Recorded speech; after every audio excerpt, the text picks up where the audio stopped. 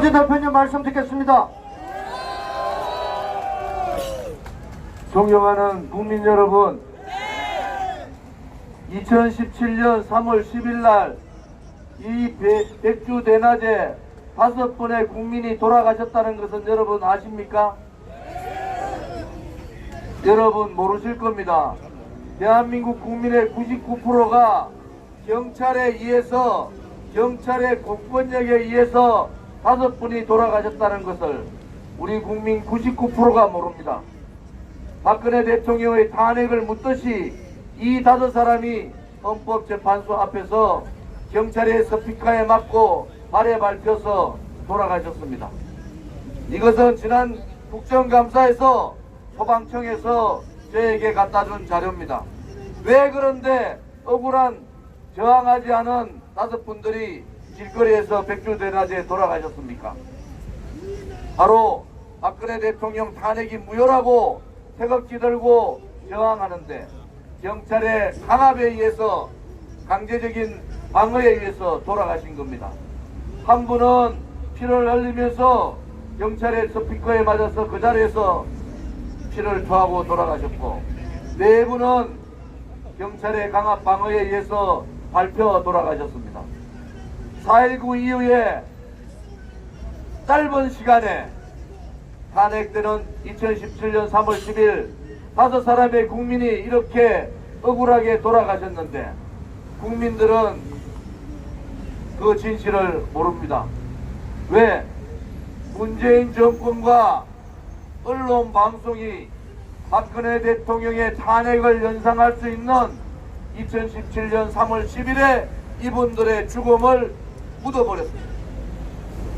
이 주장은, 돌아가신 분들의 이러한 희생은 우리 공화당의 주장이 아닙니다.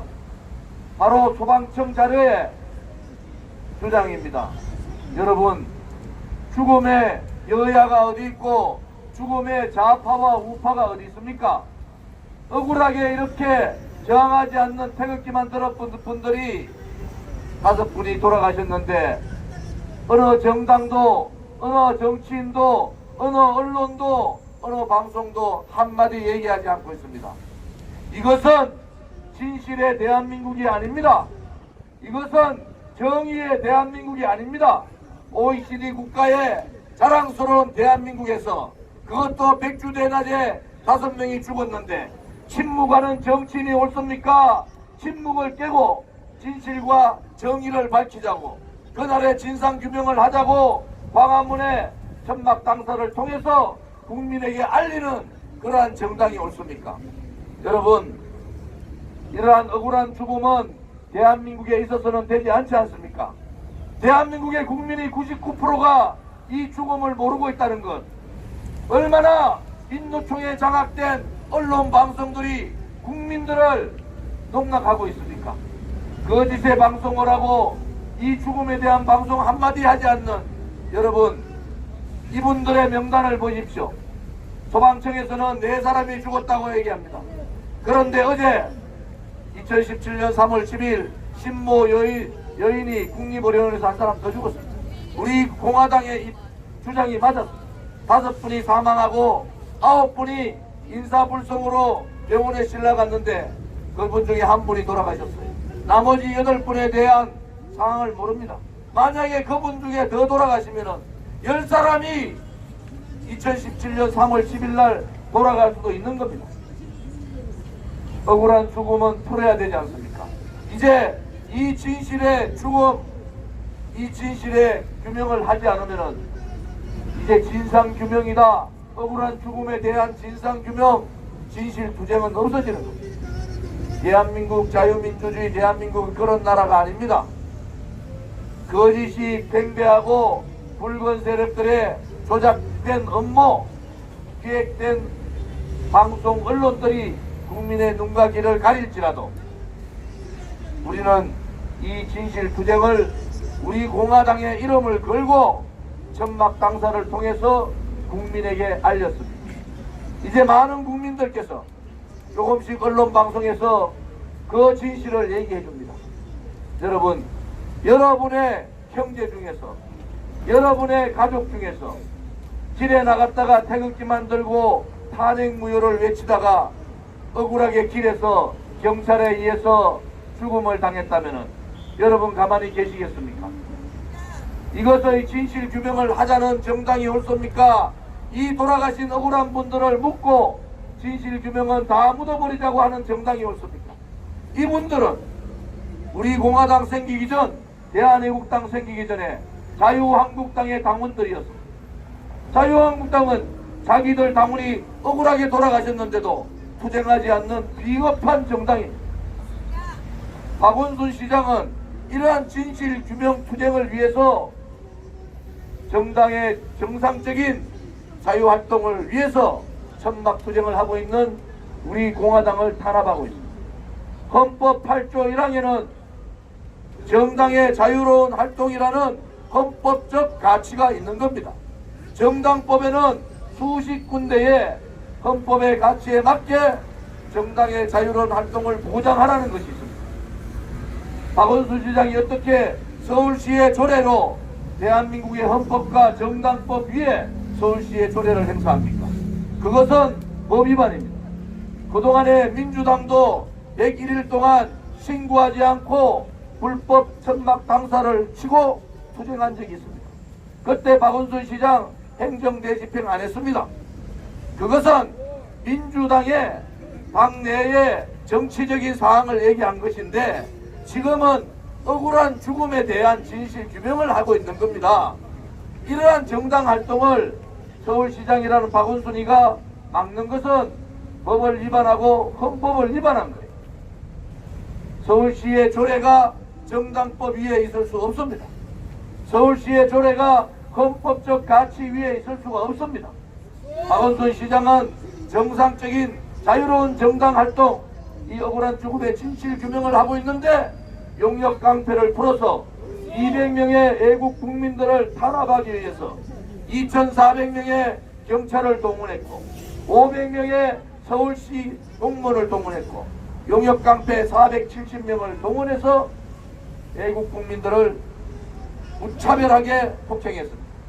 한 분은 갈비뼈가 4개가 부러졌고 한 분은 왼쪽 눈이 함몰돼서 왼쪽 눈 실명까지 가고 있습니다. 많은 사람들이 강목에 맞아서 다리가 부러지고 팔이 부러졌습니다. 그것이 바로 2019년 6월 25일 날 생수만 들고 흔들던 그 억울한 탄압입니다. 그런데 박원순 시장은 좌파 언론 방송을 동원해서 우리 공화당이 폭행을 했다고 거짓말합니다. 여러분, 박근혜 대통령의 탄핵에 그 거짓 선동 조작 업무 기획에 우리는 다 속았지 않습니까? 그리고 나라를 좌파 독재 정권한테 넘겼습니다. 좌파 독재 정권 돌아서 나라 살림이 잘 살게 됐습니까? 국가의 안보가 제대로 됐습니까? 외교가 제대로 됐습니까? 경제 참사, 외교 참사, 안보 참사, 교육 참사, 법치 사망, 상권 분립이 무너지고 대한민국의 자유민주주의는 실종했습니다. 대한민국의 헌법적 가치인 자유민주주의는 침탈되고 우리가 그렇게 자랑했던 70년의 대한민국의 역사는 좌파의 역사로 공산주의자들의 역사로 바뀌어가고 있습니다. 이제 침묵하면 안 되십니다. 문재인 좌파 독재 정권이 안보쇼를 통해서 대한민국 국민을 다 속일 때 북한은 미국과 통미 봉남의 정책을 갖습니다. 만약에 오늘 뉴욕타임즈의 발표대로 미국이 북한의 핵을 동결하고 북한을 핵 보유국으로 만드는 순간에 지금의 문재인 거자는 대한민국의 역적이 되는 겁니다. 그렇게 안보쇼를 하고 중재자로를 하던 문재인은 다 어디 갔습니까? 트럼프와 김정은이가 회담하고 있는데 바깥방에 앉아서 쪼그리고 있는 대한민국의 대통령은 우리는 그런 대통령을 뽑은 적이 없습니다. 대한민국의 품격은 무너지고 국가의 위상도 무너지고 국가의 자존심도 다 발로 차버리는 문재인은 대한민국의 대통령이 아닙니다, 여러분.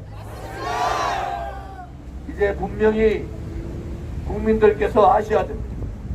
왜 대한민국의 경제가 2.9%에서 2%로 떨어졌는가? 왜 멀쩡한 원전이 그 원전 영화 하나 보고 눈물 흘리면서 원전을 폐쇄했는가?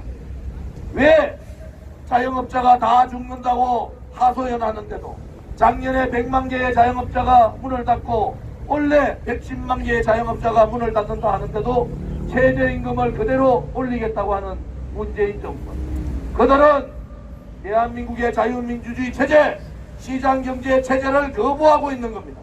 그들이 요구하는 것은 바로 민중민주주의 사회주의 국가고, 그들이 가고자 하는 것은 공산화의 길입니다.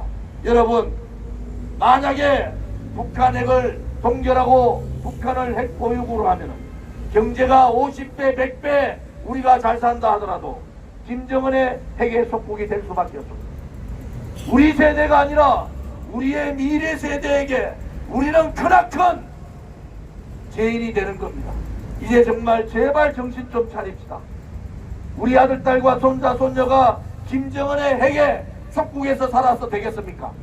이제는 이 좌파들의 안보쇼에 속아서는 안 됩니다, 여러분. 진실이 반드시 이긴다. 또 정의가 반드시 불의를 이긴다는 신념을 가지고 우리 공화당은 이렇게 눈물겨울 투쟁을 합니다. 이제 국민들께서 2017년 3월 10일 날 억울하게 돌아가신 5분의 원과 한을 풀어주셔야 합니다.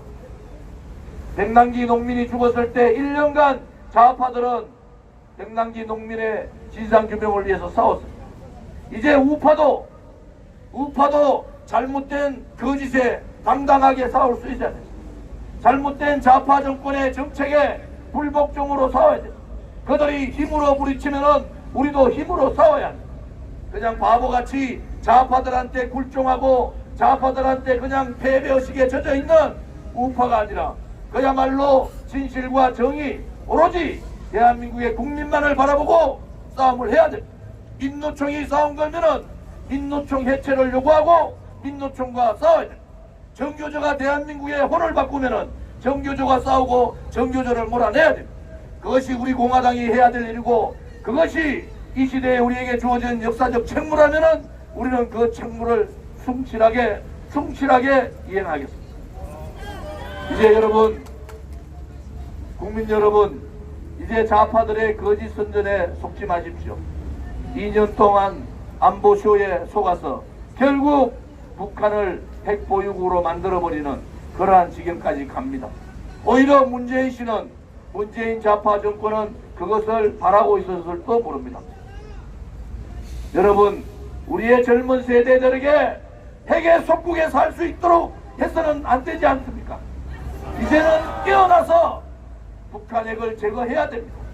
우리 세대가 잘못되어 있던 저 휴전선도 걷어내야 됩니다. 북한 핵을 제거하고 김정은을 레짐 체인지하고 휴전선을 걷어내는 유일한 방법은 한미동맹을 강화하는 방법밖에 없습니다, 여러분. 한미동맹 강화를 통해서 우리 시대에 잘못된 남북의 분단, 우리 시대에 잘못됐던 북한의 핵보유, 이것은 우리 시대에 끝장을 내고 우리 미래 세대들에게 핵이 없는 나라, 안보에 걱정이 없는 나라, 희망을 가지고 일자리를 찾을 수 있는 그러한 희망의 나라를 우리는 우리 아들, 딸과 손자, 손녀들에게 물려줄 책무가 있는 겁니다. 이제 정말 거짓 선동 언론에 속지 마십시오. 정말 속으시면은 여러분 자신이 무너지는 것이 아니라 여러분의 가족이 붕괴됩니다. 이제는 잘못된 정책에는 불복종 운동을 하고 잘못된 체제 전쟁에 대해서는 항거하고 투쟁해야 됩니다.